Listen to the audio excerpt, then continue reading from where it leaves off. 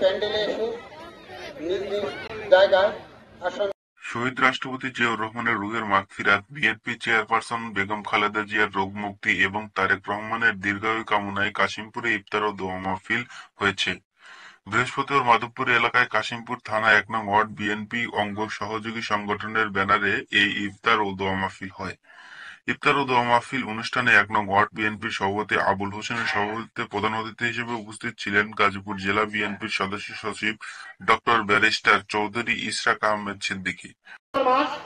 আপনার চলে গেছে রহমতের তা আপনারা যদি মনে করেন এই সমস্ত নেতাদেরকে চিহ্নিত করে সকল নেতা কর্মীর নামে মামলা করেন, আপনার আসসালামু আলাল মুরসালিন আলহামদুলিল্লাহি রাব্বিল আলামিন। খুব গর্বিত মনে করছি। আপনারা জানেন যে আমার পিতা চৌধুরী তানভীর আহমেদ সিদ্দিকী সাহেব দীর্ঘ ৭০ বছর ধরে আপনাদের সকলের সেবা করে যাচ্ছে এবং এই ৭০ বছর ধরে আপনাদের যেভাবে সহযোগিতা করা দরকার সহযোগিতা করার চেষ্টা করেছে, আপনাদের পাশে থাকার চেষ্টা করেছে, আপনাদের উন্নয়ন করার চেষ্টা করেছে এবং আমাদের পরিবার দীর্ঘ ৪০০ বছর ধরে আপনাদের সেবায় নিয়োজিত করে আছে। আমার বাবা যেভাবে আপনাদের পাশে সেবা করে এসেছে, আমি ওরা ছেলে হিসাবে আপনাদের সেবা করতে চাই, আপনাদের কাছে থাকতে চাই, আপনাদের ভালোবাসা চাই। এই দীর্ঘ ১৭ বছর ধরে আওয়ামী লীগের ফ্যাসিস্ট সরকার, খুনি হাসিনা সরকার আমাদের হাজার হাজার নেতা কর্মীকে খুন করেছে, হাজার হাজার নেতা কর্মীকে কারাবরণ করতে বাধ্য করেছে, হাজার হাজার নেতা কর্মীকে গুম করেছে। আসুন আমরা আল্লাহর কাছে দোয়া করি, আল্লাহ যেন আমাদের সকল নেতা কর্মীকে বেহেশতে নসিব করেন, আমিন।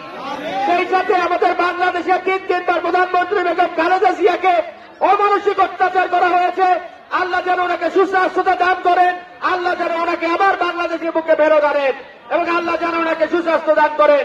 আমরা আরো দোয়া করতে চাই আমার নেতা জনাব তারেক রহমান সাহেবের জন্য, বাংলাদেশের ভবিষ্যৎ প্রধানমন্ত্রী, আল্লাহ যেন ওনাকে দীর্ঘায়ু দেন, আল্লাহ যেন ওনাকে সুস্বাস্থ্য দেন। আমরা আরো দোয়া করতে চাই এই আন্দোলনে যত শহীদ হয়েছে আল্লাহ যেন সকল শহীদকে বেহেশত নসিব করেন। বিএনপি, ছাত্রদল, যুবদল, স্বেচ্ছাসেবক দলের যত কর্মী নিহত হয়েছেন আল্লাহ যেন ওনাদের সকলকে রক্ষা করেন। আমরা আল্লাহর কাছে দোয়া করি কাশিমপুরের সকল জনগণ কাছে সকল জনগণকে যেন হায়াত করেন, গাজীপুর ১-এর সকল জনগণকে তিনি হায়াত করেন এবং আপনাদের সকলের কাছে আমি বেগম খালেদা জিয়ার জন্য দোয়া চেয়ে, তারেক রহমান সাহেবের জন্য দোয়া চেয়ে, আমার পিতা চৌধুরী তানভীর আহমেদ সিদ্দিকী সাহেবের জন্য দোয়া চেয়ে আমার বক্তব্য শেষ করছি।